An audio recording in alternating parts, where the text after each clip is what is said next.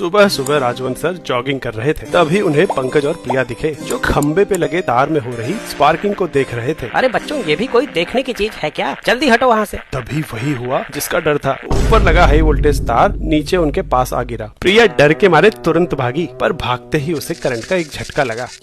हाय रे, मैं तो पूरी हिल गई। ये तार से दूर खड़ी थी, फिर भी इसे करंट लग गया। मैं पास खड़ा हूँ, फिर मुझे झटका क्यों नहीं लग रहा? वाह बेटा, मुश्किल घड़ी में भी क्यूरियोसिटी। वहीं खड़े रहो, भागना नहीं। सर, बिना भागे यहाँ से कैसे निकलूं? करंट हवा से तो आया नहीं, तो जरूर जमीन से ट्रैवल कर रहा है। तो मुझे क्यों नहीं लग रहा? उसी वजह से जिस वजह से इस तार पे बैठी चिड़िया को करंट नहीं लगता।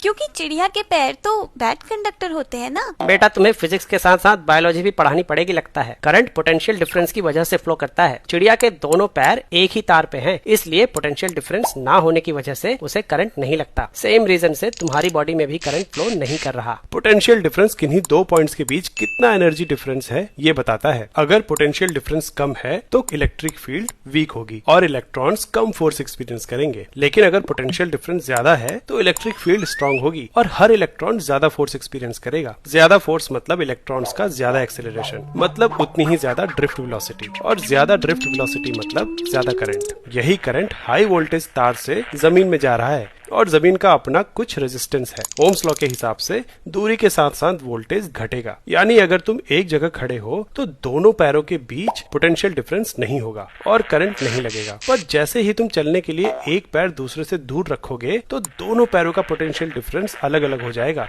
और बॉडी से करंट फ्लो करने लगेगा। मतलब पैर ज्यादा दूर नहीं रखने हैं। हाँ, दोनों पैर पास रखो और कंगारू की तरह फुदक फुदक के वहाँ से निकलो।